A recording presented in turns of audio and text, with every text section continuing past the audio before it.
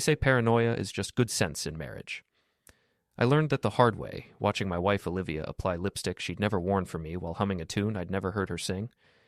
It was Tuesday morning, 8:15, and she was getting ready for what she called just another boring day at the fashion house.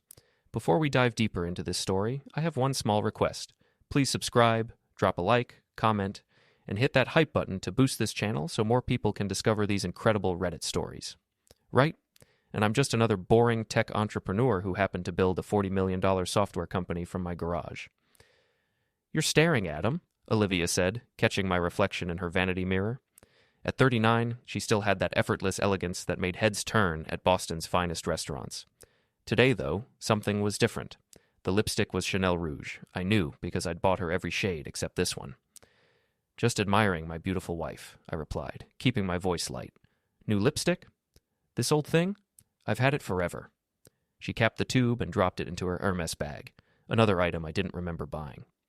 I'll be late tonight. Client dinner with the European buyers. Client dinner? Right. In our 15 years of marriage, I'd attended exactly 0 of these mysterious client dinners. But who was I to question the intricate world of high-end fashion buying? Want me to wait up? I asked. Don't bother. You know how these things go. Wine, gossip, more wine. She kissed my cheek, careful not to smudge her lipstick. I'll probably crash at Tessa's place in the city. Tessa Morrison, her college friend who lived in a Beacon Hill townhouse and collected gossip like vintage wine. I'd always found Tessa insufferable, with her fake laugh and the way she looked at me like I was some necessary evil in Olivia's otherwise perfect life. After Olivia left, I sat in our Brookline kitchen, staring at my coffee and thinking. The house felt too quiet, too clean, too much like a museum of our marriage rather than a home. When had we stopped talking about anything that mattered? When had her smiles become performances? My phone buzzed. Marcus Lee, my business partner, and the closest thing I had to a best friend. Coffee? His text read. Your office. 20 minutes, I replied. Marcus had been with me since the beginning, back when our company was just 2 guys with an idea and enough caffeine to power a small city. Now we employed 300 people, and our software ran inventory systems for half the retail chains in America. Marcus was the operations genius. I was the tech visionary. Together we'd built something that actually mattered. You look like hell, Marcus said when I walked into his corner office overlooking Boston Harbor. Thanks. You always know what to say to brighten my day. Seriously, what's wrong? You've been distracted for weeks. I settled into the leather chair across from his desk. Marcus was 45, Korean-American, with a dry sense of humor and an uncanny ability to read people. It's what made him such a good business partner and an even better friend. Olivia's been different lately. Different how? New clothes I didn't buy, late nights, client dinners I'm never invited to, and this morning she lied about lipstick. Marcus raised an eyebrow. You're tracking your wife's cosmetics now? It sounds crazy when you put it like that. It sounds crazy when you put it anyway. He leaned back in his chair. But you're not a crazy person, Adam. You're methodical, logical. If something feels off, it probably is. That was Marcus, straight to the point, no sugarcoating. It's why our friendship worked. So what do I do? You could try talking to her. Right. Hey, honey, I've been cataloging your makeup, and I think you're having an affair. That'll go well. Or, Marcus said slowly, you could do what you do best. Which is? Gather data. You don't make business decisions based on hunches. Why should this be different? He was right, of course. In business, I researched everything. Market conditions, competitor analysis, customer behavior patterns. I built algorithms to predict outcomes and contingency plans for every scenario. Why should my marriage be any different? That afternoon, I found myself doing something I'd never imagined, researching private investigators. Not the sleazy, cigarette-smoking stereotypes from old movies, but legitimate professionals who specialized in what they delicately called domestic investigations. Frankie Doyle came highly recommended. Ex-Boston PD, licensed, discreet, and according to his website, dedicated to uncovering the truth with professionalism and integrity. His office was in a respectable building downtown, not some seedy strip mall. Mr. Brooks, Frankie said, shaking my hand. He was maybe 55, gray-haired, with intelligent eyes and a firm handshake. What can I do for you? I explained the situation, feeling ridiculous as I spoke. New lipstick, late nights, client dinners. It sounded paranoid even to me. You'd be surprised how often it starts with something small, Frankie said. New clothes, different routines, phone calls taken in private. The subconscious picks up on patterns before the conscious mind wants to accept them. So you think I'm right to be concerned? I think you're right to want answers. Whether those answers are what you're expecting, that's what we'll find out. We discussed rates, methods, legal boundaries. Everything above board, everything documented. If Olivia was having an affair, I'd know. If she wasn't, I'd apologize to her and to myself and figure out how to rebuild the trust I'd apparently lost somewhere along the way. One more thing, Frankie said as I was leaving. Are you prepared for whatever we might find? I'm a tech guy, I said. I believe in data. Whatever the data shows, I'll deal with it. Famous last words. 3 days later, I was in my home office when my phone rang. Frankie's name on the caller ID made my stomach clench. You need to see this, he said without preamble. What did you find? Not over the phone. Can you meet me at the Starbucks on Newberry Street in an hour? That serious? Bring a strong stomach. The hour crawled by like a week. I tried to work, tried to focus on code reviews and budget projections, but my mind kept spinning through possibilities. Maybe Olivia was just going through a midlife crisis. Maybe she was planning a surprise for our anniversary. Maybe. Mr. Brooks? Frankie was sitting in a corner booth, a manila envelope on the table in front of him. I sat down, my coffee untouched. Show me.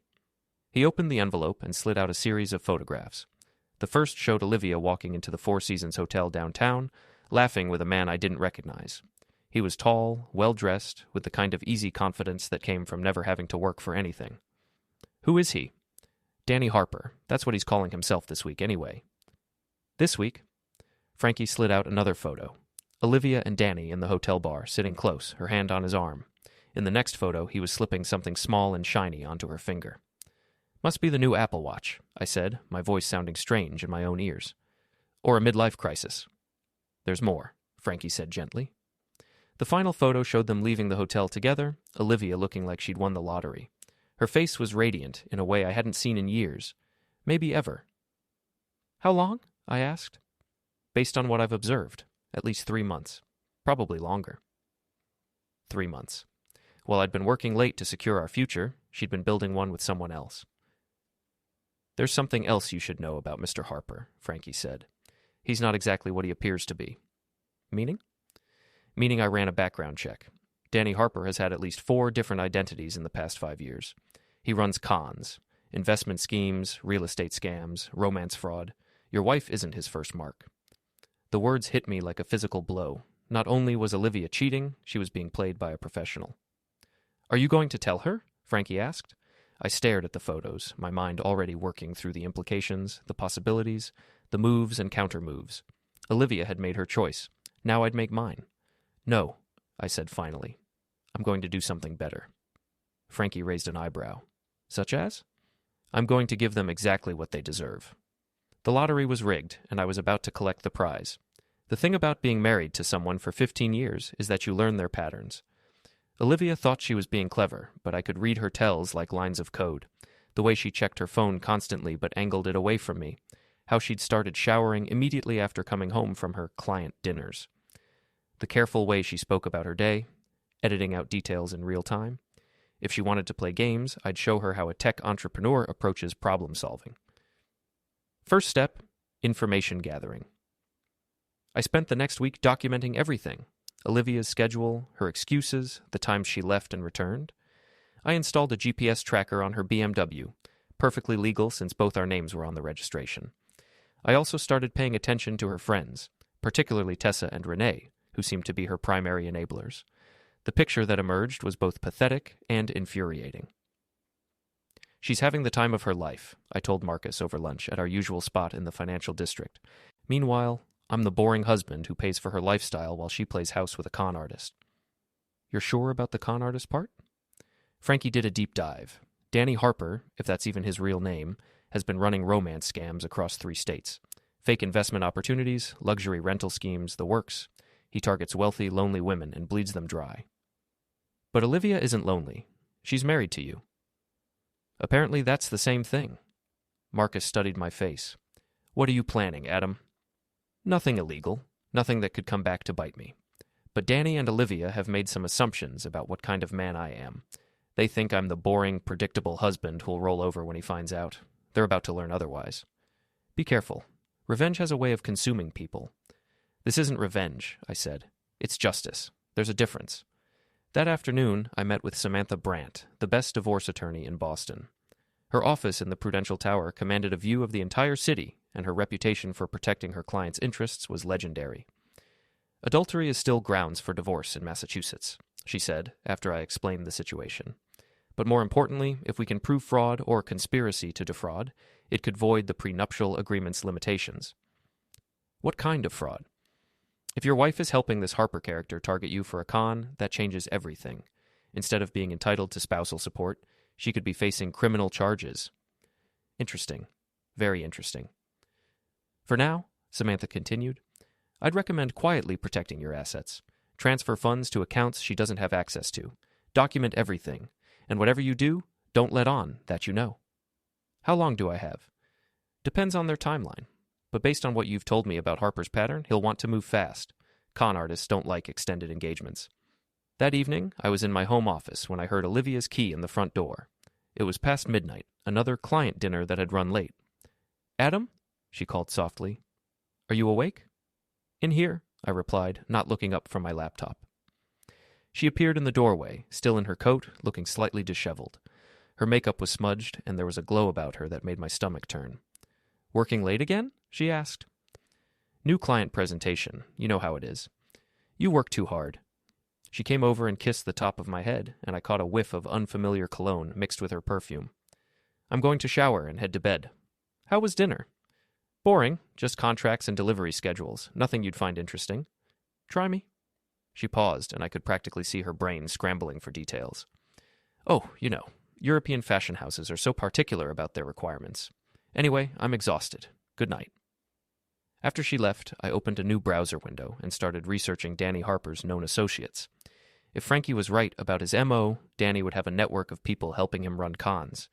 Partners, fake references, maybe even other women he was stringing along. What I found was better than I'd hoped. Danny Harper, real name Danny Hartwell, had been married twice before. Both marriages had ended in messy divorces after his wives discovered his affairs and financial schemes. But the second wife, Jenna Hartwell, had been fighting him in court for 3 years over alimony and property division. More importantly, she had a blog. Life after a sociopath. One woman's journey from victim to survivor was Jenna's unflinchingly honest account of her marriage to Danny. She detailed his manipulation tactics, his financial schemes, and his pattern of targeting wealthy women while maintaining multiple relationships. Her latest post, dated just 2 weeks ago, included a photo of Danny with a woman I didn't recognize taken at a restaurant in New York. The caption read, Spotted, my ex-husband with victim number unknown. Ladies, if you see this man, run. I sent Jenna a private message through her blog's contact form. Mrs. Hartwell, I believe your ex-husband is currently targeting my wife. I'd like to discuss the possibility of working together to stop him. Please call me at your earliest convenience. I included my phone number and a brief explanation of the situation. She called within an hour. Mr. Brooks? Her voice was sharp, intelligent, with a slight southern accent. I got your message. Tell me everything. I spent 20 minutes laying out what I knew. Jenna listened without interruption, occasionally making small sounds of recognition. Sounds like Danny, all right? She said when I finished. The hotel meetings, the jewelry, the promises of a better life. He's probably told your wife that you don't appreciate her, that she deserves someone who understands her worth. How did you know? Because that's his script. He used the same lines on me, and probably on the wife before me. Danny's not creative. He's just persistent. What's his endgame? Usually, he gets the woman to leave her husband, liquidate her assets to invest in his fake business ventures, then disappears once the money's gone. But sometimes what? Sometimes he gets greedy. If the target is wealthy enough, he might try for a bigger score, get her to help him con the husband directly. My blood ran cold. What kind of con? Fake investment opportunities, business partnerships. He's very good at presenting himself as a successful entrepreneur. If your wife vouches for him, introduces him as a friend or business associate. He could get access to my company, my accounts, everything. Exactly. Has your wife mentioned introducing you to any new friends lately? I thought back over the past few weeks. Not yet, but she's been asking a lot of questions about the business. Revenue, growth projections, investment opportunities. There's your red flag. Danny's probably coaching her on what information to gather. So what do? We give them exactly what they're looking for, Jenna said, but not what they're expecting. Over the next hour, Jenna and I developed a plan. It was elegant in its simplicity and devastating in its potential impact. Danny thought he was playing chess, but he was about to discover that some games have more pieces than he'd counted on. One more thing, Jenna said before we hung up. Danny hates being embarrassed more than anything else. His whole operation depends on maintaining the image of success and sophistication. If that image gets destroyed publicly, he falls apart? Like a house of cards in a hurricane. After we hung up, I sat in my office, staring out at the lights of Boston. Somewhere out there, my wife was planning my destruction with a man who saw her as nothing more than a payday. They thought they were so clever, so careful. They had no idea what was coming. I opened my laptop and began typing. If Danny Harper wanted to play in the big leagues, it was time to show him what a real entrepreneur could do. The game was just beginning. The Beacon Hill Charity Gala was exactly the kind of event Olivia loved. Designer gowns, expensive wine, and the opportunity to network with Boston's social elite.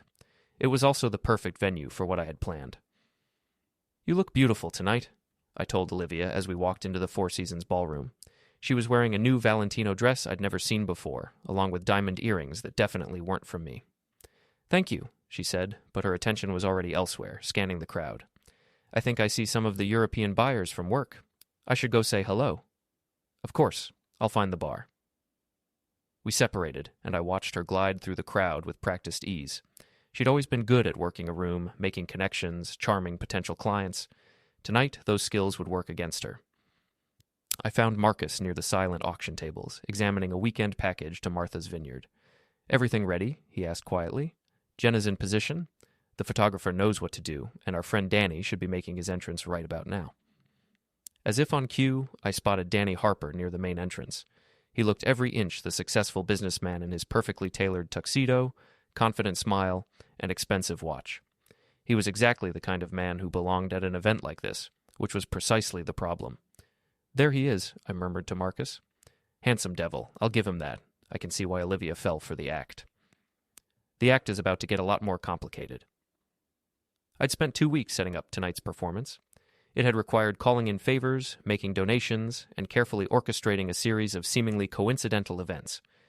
But if everything went according to plan, Danny Harper's carefully constructed facade would crumble in front of Boston's most influential people.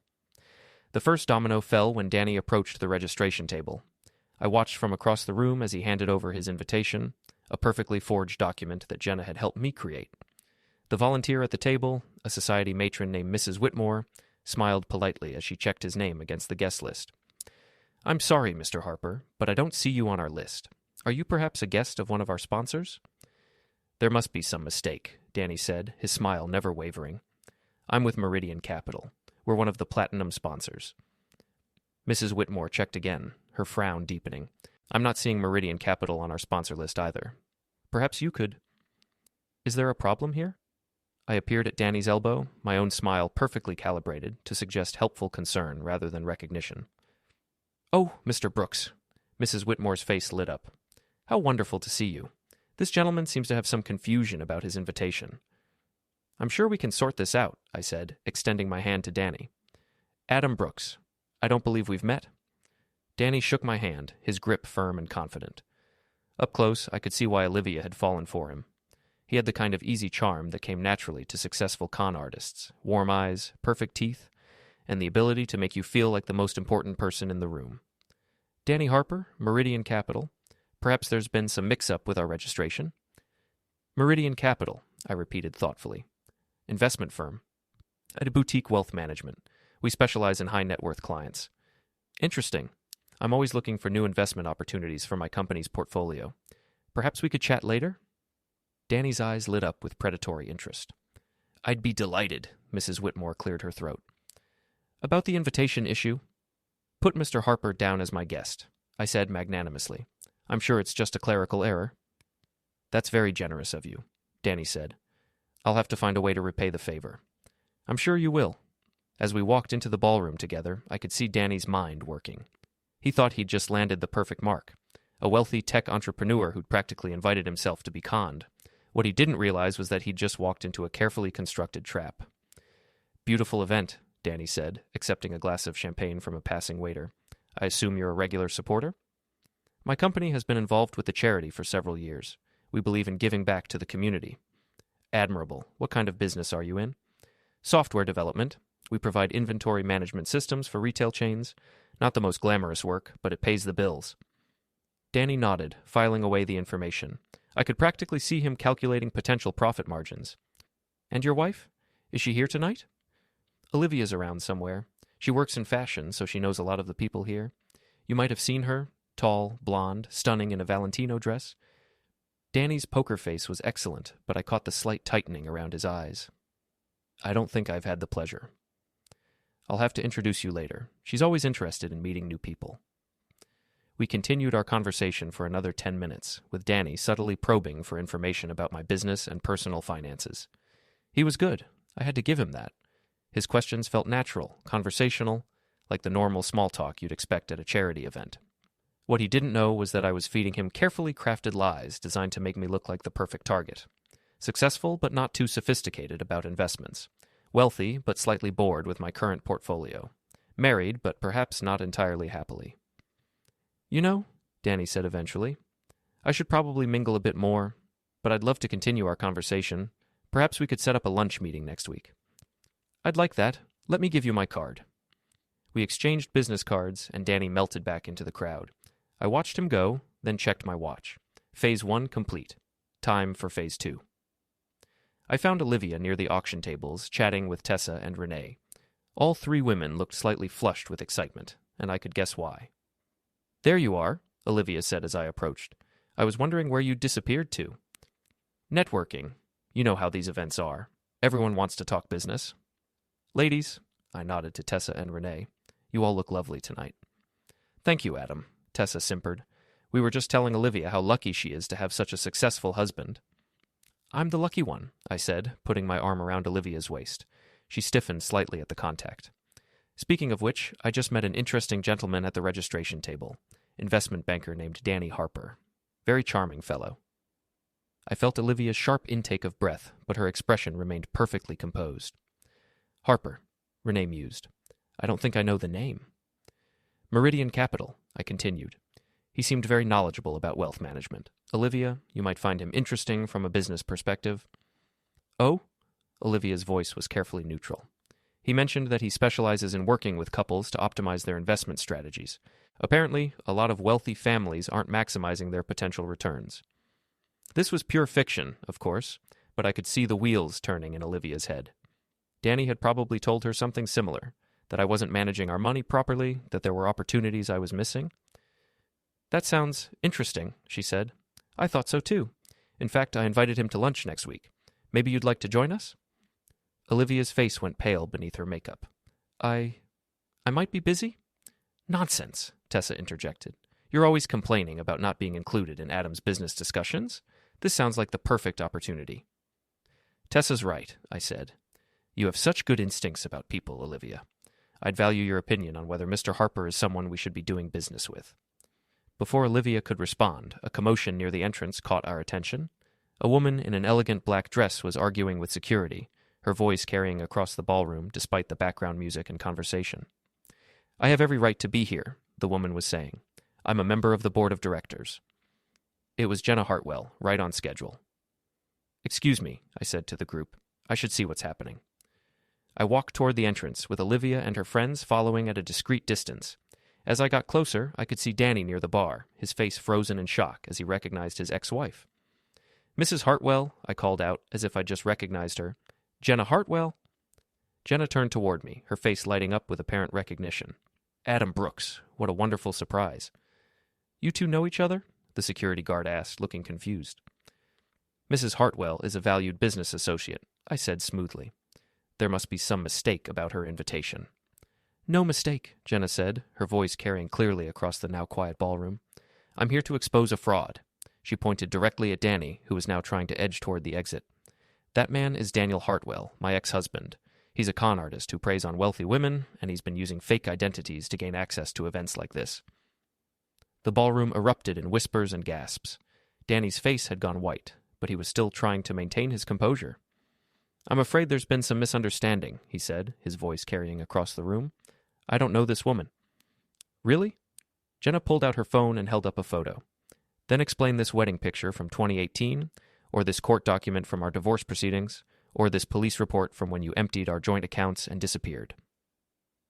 The crowd pressed closer, drawn by the drama. I could see Olivia at the edge of the group, her face a mask of horror as she realized her perfect lover was being exposed as a criminal. "Security," Danny called out. "This woman is clearly unstable. She's been stalking me for months." "Stalking you?" Jenna laughed, the sound sharp and bitter. "I've been trying to warn your victims, like the woman you're currently seeing, the blonde in the Valentino dress who's been meeting you at the Four Seasons." Every eye in the room turned to Olivia. She stood frozen, caught in the spotlight of public attention, her secret affair exposed in front of Boston's social elite. "I don't know what you're talking about," Olivia said, but her voice was barely a whisper. Jenna held up her phone again, showing a clear photo of Olivia and Danny leaving the hotel together. This was taken 3 days ago, along with about 50 other photos documenting their affair. The crowd exploded in shocked murmurs. I could see phones coming out as people began recording the confrontation. By tomorrow, this would be all over social media. Danny made a desperate play. "This is all a setup," he announced. "This woman and Mr. Brooks are working together to destroy my reputation because I refused to invest in his failing company." It was a good try, but Jenna was ready for it. "Your reputation?" She laughed again. "You mean your reputation as Daniel Hartwell, who was arrested for fraud in Nevada? Or as David Harrison, who ran a Ponzi scheme in Florida? Or maybe as Danny Harper, who's been running romance scams across New England?" She produced a folder full of documents, police reports, court filings, newspaper articles, and began distributing them to the crowd. "Everything's here," she announced. "His real identity, his criminal history, his pattern of targeting wealthy married women. He's been using Mrs. Brooks to get information about her husband's business, planning to con them both." I watched Olivia's face crumble as the full scope of Danny's deception became clear. She wasn't just his lover. She was his mark, and now everyone knew it. Danny, realizing his position was hopeless, made a break for the exit. But security was waiting, and within moments he was being escorted from the building in handcuffs. The crowd began to disperse, people clustering in small groups to discuss what they'd just witnessed. I could hear fragments of conversation, shock, judgment, speculation about what would happen next. I found Olivia standing alone near the auction tables, tears streaming down her face. "Adam," she whispered, "I can explain." "Can you?" I asked quietly. "Can you explain how you fell for a con artist? How you gave him information about our business? How you were planning to help him destroy everything we built together? It wasn't like that. I thought he loved me." "He was using you, Olivia, just like he used his other victims. The only difference is that you were married to someone who could fight back." She looked up at me, her eyes filled with a mixture of shame and fear. "What happens now?" "Now?" I smiled, but there was no warmth in it. "Now you get to find out what it's like to lose everything." I walked away, leaving her standing alone in the ruins of her reputation and her marriage. The trap had been set, and it had worked perfectly. But this was just the beginning. The story broke in the Boston Globe's Society section 3 days later. Charity gala drama. Tech executive's wife caught in romance scam. The article was accompanied by photos from the event, Danny being escorted out in handcuffs, Olivia's stricken face as the truth was revealed, and a sidebar detailing Danny's criminal history. By noon, it was trending on social media. I was in my office reviewing the morning's damage reports when my assistant Jules knocked on my door. Jules Martinez was 26, sharp as a razor, and had been with the company for 3 years. She also had an uncanny ability to read the office mood and anticipate problems before they exploded. "The vultures are circling," she announced, settling into the chair across from my desk with her tablet and coffee. 17 interview requests, including 3 from national news outlets. The company's stock price is actually up 2%. Apparently, investors think you handled the situation with admirable restraint and strategic thinking. "And the personal calls?" "Your lawyer wants to discuss acceleration of divorce proceedings. Your accountant needs to review asset protection strategies. And your wife has called 14 times. I'm not ready to talk to Olivia yet. Figured as much. I've been routing her to voicemail." Jules studied my face with the frank assessment that made her invaluable. "How are you holding up?" "Better than expected. Angry, but focused." "Good, because there's something else you need to know." She slid her tablet across the desk, showing a screenshot of a Facebook post. It was from Tessa Morrison, posted 2 hours ago. I feel terrible for my dear friend Olivia Brooks, who was clearly the victim of a sophisticated con artist. Anyone who knows Olivia knows she has a generous heart and trusting nature. She was manipulated by a professional criminal, and now she's being blamed for his crimes. Where's the compassion? Where's the support for the real victim here? Stand with Olivia. Victim blaming. The post had already generated 63 comments and 47 shares. She's trying to control the narrative, I said. It gets worse. Renee posted something similar, and they're organizing a support circle for Olivia. They're painting her as the victim of both Danny's manipulation and your cruel public humiliation. I scrolled through the comments. Most were supportive of Tessa's position, expressing sympathy for poor Olivia and criticism of my heartless behavior. A few brave souls pointed out that adultery wasn't typically considered victimhood, but they were quickly shouted down. They're good, I admitted, playing the victim card, making me look like the vindictive husband who orchestrated a public shaming instead of handling things privately. Are you worried? No, because they are about to learn the difference between a skirmish and a war. That afternoon, I drove to Olivia's parents' house in Newton. The Vance family estate was exactly what you'd expect from old Boston money. Georgian colonial architecture, perfectly manicured grounds, and the kind of understated elegance that screamed wealth without having to say it out loud. Olivia's mother, Patricia Vance, answered the door herself. She was 62, impeccably dressed even at home, with the kind of bone-deep composure that came from generations of social prominence. "Adam," she said coolly, "I wasn't expecting you." "Is Olivia here?" "She's resting. The past few days have been very difficult for her." "I imagine they have been. May I come in?" Patricia hesitated, then stepped aside. The house was exactly as I remembered. Museum-quality antiques, oil paintings of ancestors, and the faint scent of old money and older secrets. "She's in the garden room," Patricia said, leading me through the house. I found Olivia curled up on a white wicker sofa, still in her pajamas at 3 p.m. She looked smaller somehow, diminished by the events of the past few days. When she saw me, her face crumpled. "Adam, thank God. I've been trying to reach you." "I know, we need to talk." Patricia made herself scarce, though I suspected she was listening from the hallway. Olivia sat up, trying to compose herself. "I know how this looks," she began. "But you have to understand." "I understand perfectly. You had an affair with a con artist who was using you to get information about my business. You were planning to help him steal from me, from our company, from our employees." "No, it wasn't like that. I thought he loved me. I thought—" "You thought what? That you could have your cake and eat it too? Keep the comfortable lifestyle I provided while playing house with your boyfriend?" Tears started flowing again. I was lonely, Adam. We barely talked anymore. You were always working, always focused on the business. I felt invisible. "So you decided to make yourself visible by committing adultery and potentially fraud?" "I never meant for any of this to happen. Danny said he just wanted to understand your business better, that maybe we could all work together. He made it sound like a partnership." "A partnership? Right." I pulled out my phone and showed her a screenshot of bank records Frankie had obtained. "Is that why you gave him detailed information about our accounts, our investment portfolio, the company's revenue projections?" Olivia's face went white. "How did you really think I wouldn't find out?" "I'm a tech entrepreneur, Olivia. Information is what I do." She was quiet for a long moment, staring at her hands. When she finally spoke, her voice was barely a whisper. "What do you want from me?" "I want you to understand that actions have consequences. You made choices, and now you get to live with the results." "Are you divorcing me?" "The papers will be filed tomorrow. Adultery, with evidence of conspiracy to commit fraud. You'll be lucky if you don't face criminal charges." "Adam, please. I made a mistake, but we can work through this.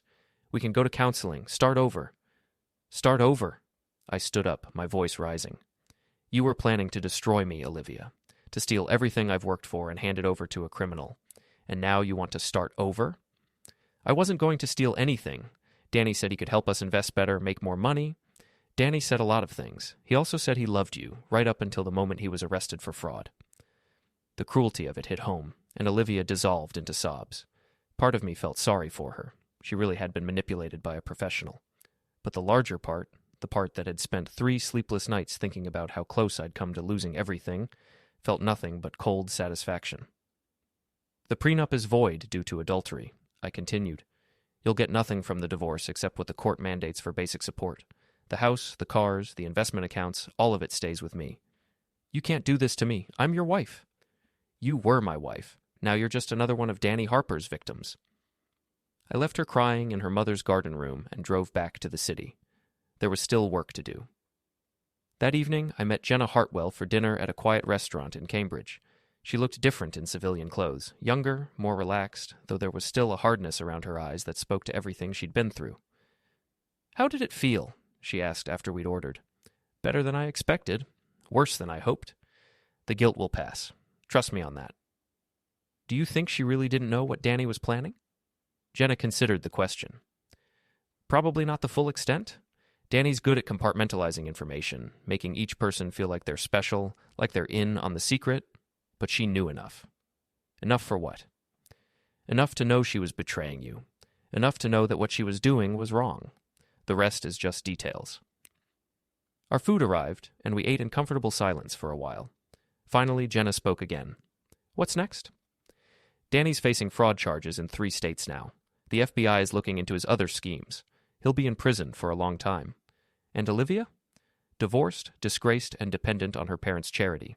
Her friends are trying to rehabilitate her image, but it's not working. Boston society has a long memory for this kind of scandal." "That's not what I meant." I looked up from my plate. "What did you mean?" "I meant what's next for you. Revenge is satisfying, but it's not a life. Eventually, you'll need to figure out how to move forward." It was a good question, and one I hadn't really considered. For the past month, I'd been so focused on exposing Danny and Olivia that I hadn't thought much about what came after. "I suppose I'll focus on the business. Travel, maybe. I've always wanted to see Japan." "That sounds lonely." "Lonely is better than betrayed." Jenna smiled sadly. "For now, maybe. But don't let what Danny and Olivia did poison the rest of your life. They've taken enough from you already." After dinner, I drove home to my empty house in Brookline. Olivia's things were gone. Her clothes, her books, her collection of vintage perfume bottles. The house felt larger somehow, echoing with the absence of 15 years of marriage. I poured myself a scotch and sat in my study, looking out at the lights of the city. Tomorrow, the divorce papers would be filed. The scandal would continue to unfold in the press and on social media. Olivia would probably give interviews, trying to salvage her reputation and cast herself as the victim. But tonight, for the first time in months, I felt peace. My phone buzzed with a text message from an unknown number. "This isn't over. You'll pay for what you did to me." Danny Harper, probably smuggled out from whatever holding cell they had him in. I deleted the message without responding. Some people play chess, I thought. I play Demolition Derby, and I always win. The interview aired on Channel 5's morning show exactly 1 week after the divorce papers were filed. I watched from my office conference room, surrounded by Marcus, Jules, and our PR consultant, Rebecca Walsh. Olivia sat across from the sympathetic host, looking pale but determined in a conservative navy dress that screamed a wronged woman seeking justice. "Tell us about the night of the charity gala," the host prompted. "That must have been incredibly traumatic for you." "It was devastating," Olivia said, her voice trembling slightly. "To discover that someone you trusted, someone you thought loved you, was actually a criminal who was using you, and then to have it exposed so publicly, so cruelly. You feel your husband orchestrated the public humiliation?" Adam knew about Daniel's criminal history before that night. He could have warned me privately, could have handled it discreetly. Instead, he chose to destroy my reputation in front of everyone we know. Rebecca muted the television. "She's good," she admitted grudgingly. "Vulnerable, but not weak. Hurt, but not bitter. Her media coach earned their fee." "Is this going to be a problem?" Marcus asked. "Not if we stick to the facts," I said. "Let her play victim. The evidence speaks for itself." My phone buzzed with a call from Samantha Brandt. "Are you watching?" she asked without preamble. "Unfortunately." "Don't worry about it. She's not saying anything that changes the legal situation, and frankly, she's probably doing more harm than good." "How so?" "She's admitting to the affair on television. Every word of this interview can be used in court to support the adultery claim. Her lawyers must be having heart attacks right now." After the interview ended, I tried to focus on work, but the day was interrupted by a steady stream of calls and messages. Some were supportive, business associates who admired how I'd handled the situation. Others were critical, mutual friends who thought I'd gone too far, that I should have handled things privately. The most interesting call came from Detective Ray Leary of the Boston Police Department. "Mr. Brooks, I'm investigating the Daniel Hartwell case. I was wondering if you might have time to answer a few questions." "Of course. Should I have my lawyer present?" "That's up to you. You're not a suspect. We just need to understand the timeline of events. We met that afternoon at a coffee shop near police headquarters. Detective Leary was maybe 50, with the kind of weathered face that came from decades of dealing with Boston's criminal element. He was polite but thorough, walking me through everything from my first suspicions about Olivia to the confrontation at the charity gala. "You hired a private investigator," he noted, consulting his notes. "Yes. Frankie Doyle. Everything he did was legal and properly documented." "And you contacted Jenna Hartwell directly?" "After discovering her blog about her experiences with Danny, I thought she should know he was targeting another victim." "Your wife." "My ex-wife, yes." Detective Leary studied my face. "You put together a pretty sophisticated operation to expose Hartwell.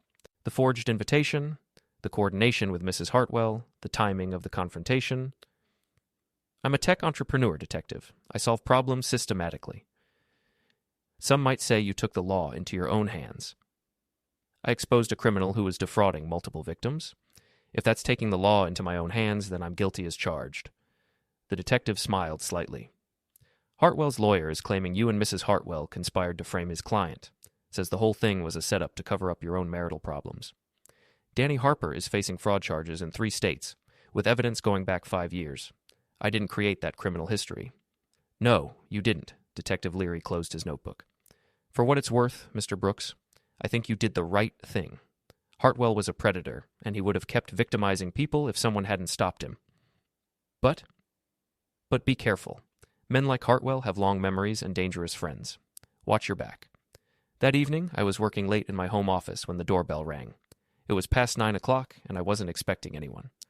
I checked the security camera and saw a familiar figure on my doorstep. Tessa Morrison looked terrible. Her usually perfect hair was disheveled, her makeup smeared, and she was swaying slightly as if she'd been drinking. I opened the door but left the chain on. "Tessa, what do you want?" "We need to talk, Adam, about Olivia." "There's nothing to discuss. Please, just 5 minutes." Against my better judgment, I let her in. She stumbled slightly, crossing the threshold, confirming my suspicion about the drinking. "You destroyed her," Tessa said without preamble. "She's a broken woman because of what you did." "She's a broken woman because of what she did. I just made sure there were consequences." "She made a mistake. People have affairs, Adam. It happens in marriages. But what you did, the public humiliation, the financial ruin, that's not justice. That's revenge." "You're right. It is revenge. And she earned every bit of it." Tessa's face flushed with anger. "You're a cold, calculating bastard. Olivia wasted 15 years of her life on you." "Olivia wasted 15 years of her life on a fantasy. She wanted the lifestyle I provided without the responsibility that came with it. She wanted the excitement of an affair without the consequences of adultery. She wanted to help Danny con me without being called a criminal. Well, life doesn't work that way. She loved you." "No, she loved what I could give her. There's a difference." Tessa was crying now, mascara running down her cheeks. "You don't understand what it's like. The loneliness, the feeling of being invisible in your own marriage." "Are you talking about Olivia or about yourself?" The question hit home. Tessa's face crumpled, and I suddenly understood why she was really here. "Your husband doesn't appreciate you either, does he, Tessa? You saw what Olivia had with Danny, the excitement, the attention, the feeling of being desired, and you wanted it for yourself. You don't know what you're talking about." "I know exactly what I'm talking about. You weren't just Olivia's enabler. You were living vicariously through her affair. And now that it's over, now that you've seen the consequences, you're terrified." Tessa stood up abruptly, swaying again. "I should go." "Yes, you should. And Tessa, stay away from my house. Stay away from me. And maybe think about getting some help for your drinking problem." After she left, I poured myself a scotch and sat in my study, thinking about the conversation. Tessa's visit had revealed something I hadn't considered before. The affair hadn't just affected Olivia and me. It had rippled through our entire social circle, forcing people to examine their own marriages, their own choices, their own capacity for betrayal. The next morning brought news that Danny Harper had been denied bail. The judge cited flight risk and the multi-state nature of his crimes. He would remain in custody until trial. The morning also brought an unexpected visitor to my office. "Mr. Brooks?" Jules appeared in my doorway, looking puzzled. "There's a woman here to see you. Says she's Danny Harper's current wife." I looked up from my computer. "His what?" "She says her name is Linda Harper, and she has information you need to hear." Linda Harper was nothing like what I'd expected. She was maybe 35, professionally dressed, with the kind of quiet competence that suggested she was nobody's victim. She sat across from my desk and got straight to the point. My husband, my real husband, not the con artist, is also named Daniel Harper. He's a legitimate businessman in Chicago. The man who was arrested is using his identity. I leaned back in my chair. That's complicated. It gets worse. The real Danny Harper has been getting death threats because of what happened at your charity gala. People think he's the con artist. His business is suffering, his reputation is being destroyed, and it's all because some criminal stole his name. I'm sorry to hear that, but I'm not sure how I can help. You can help by making it clear that Daniel Hartwell and Daniel Harper are two different people. You have a platform, Mr. Brooks. People listen to you. She was right, of course. In my focus on exposing the con artist, I hadn't considered the collateral damage to innocent people who shared his assumed identity. What do you need from me? A statement, a press release, something that makes it clear that the criminal is Daniel Hartwell, not Daniel Harper, something that helps separate the real Danny from the fake one. I spent the next hour working with Linda Harper and Rebecca Walsh to craft a statement that would help clear the real Danny Harper's name without undermining the case against Daniel Hartwell. It was a delicate balance, but it was the right thing to do. As Linda was leaving, she paused at my office door. Can I ask you something, Mr. Brooks?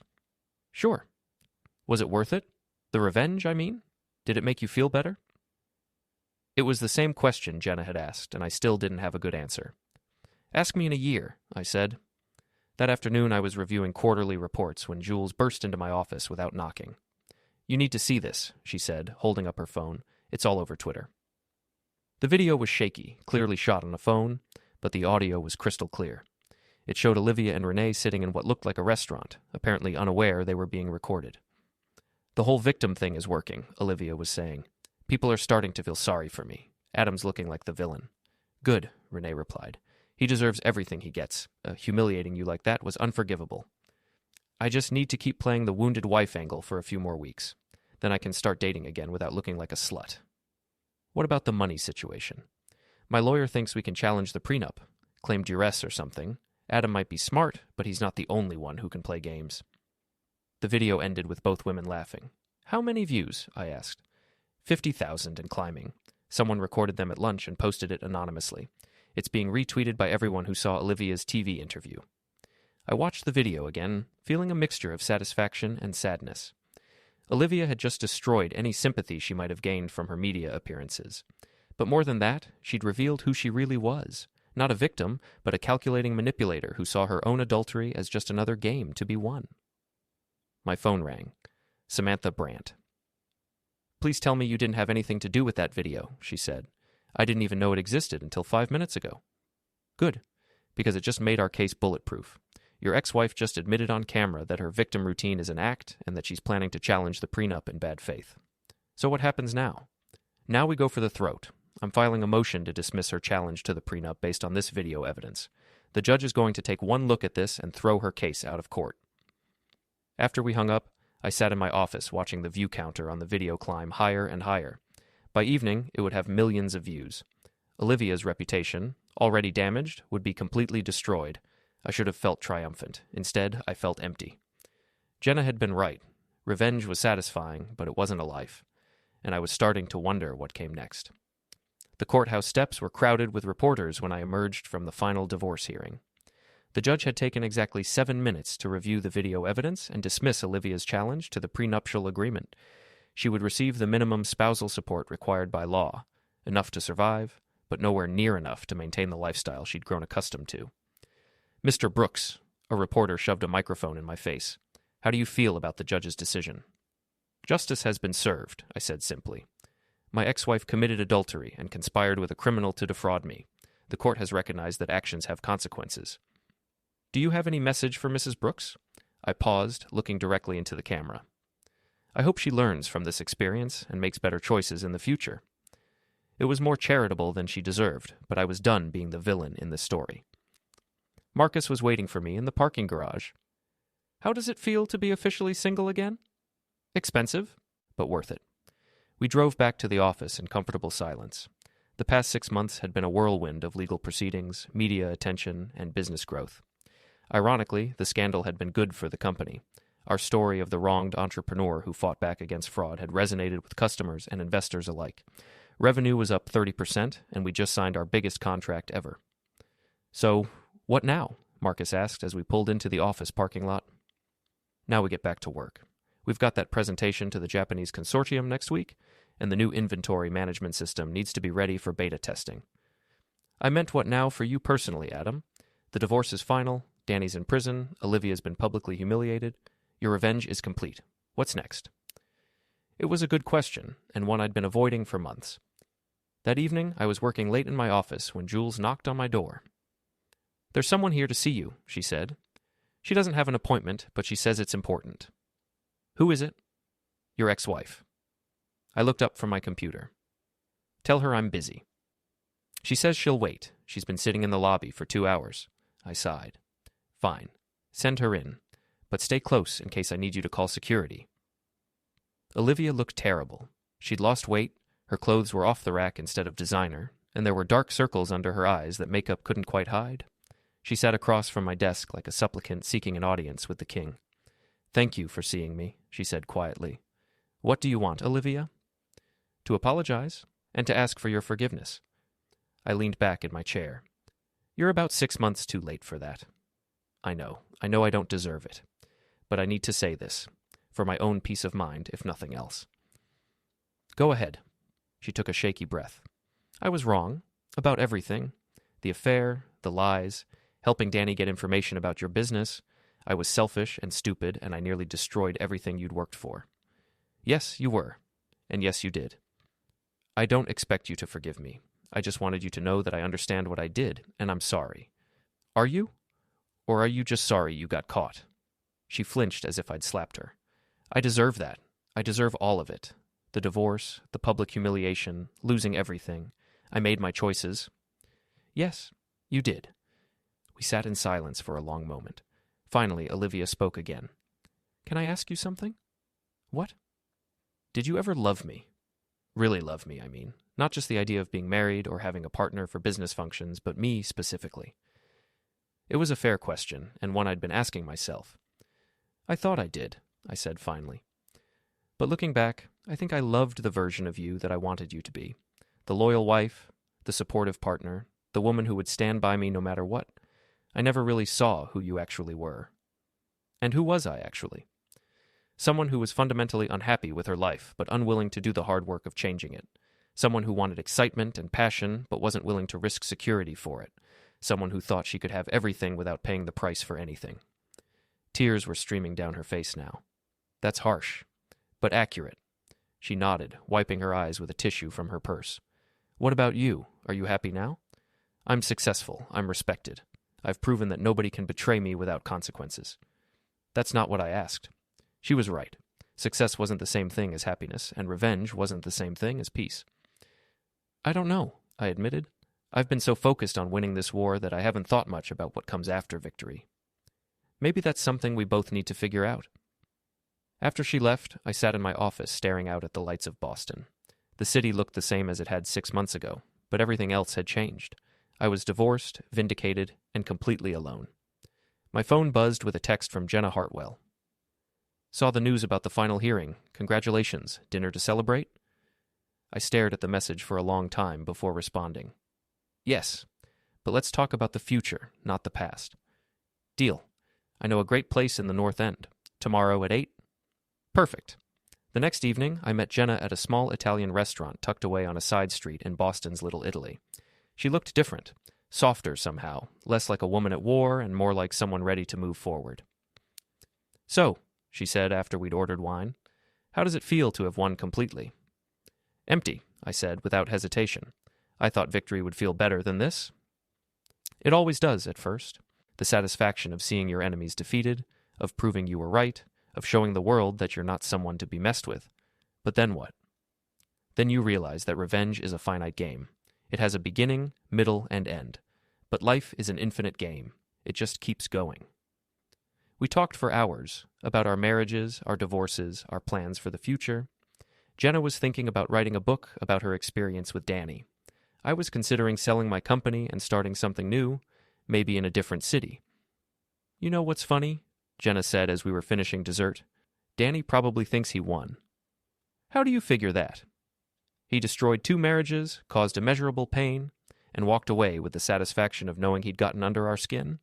From his perspective, mission accomplished. Except he's in prison for the next 10 years.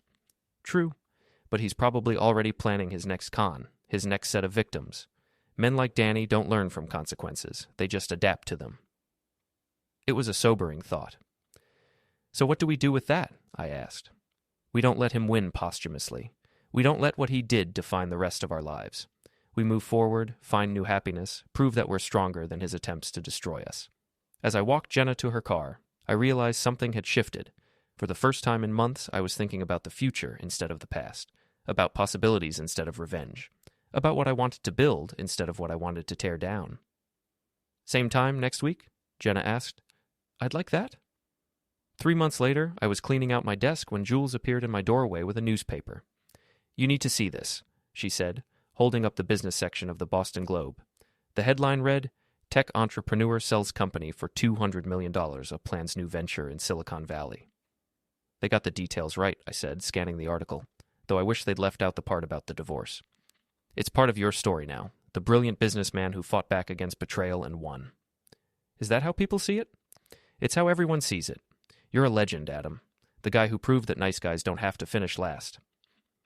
I looked around my office, the awards on the walls, the photos of company milestones, the view of Boston Harbor that I'd enjoyed for the past 10 years.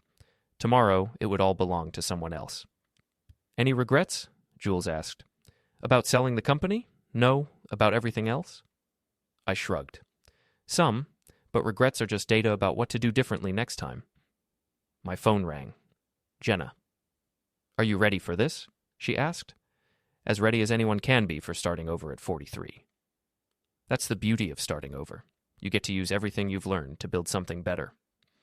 That evening, I drove through Brookline one last time before heading to the airport.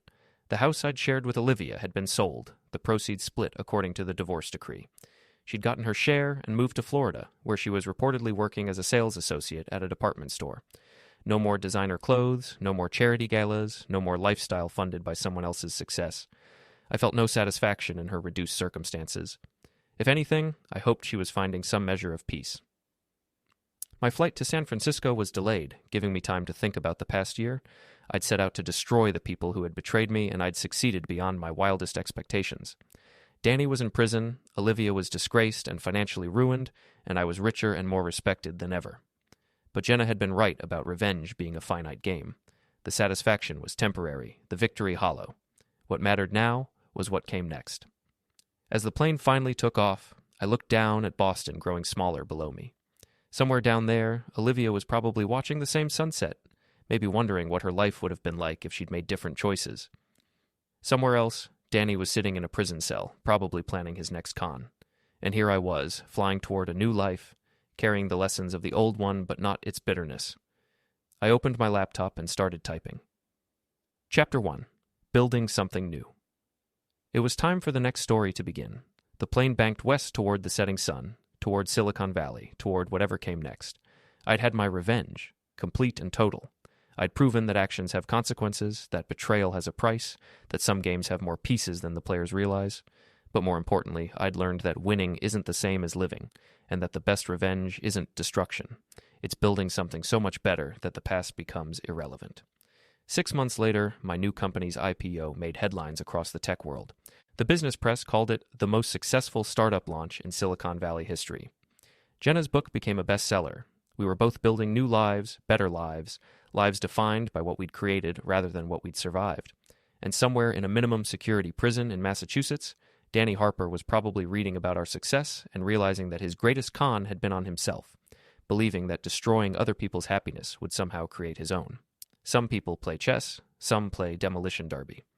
The smart ones learn to play both, and then move on to games worth winning.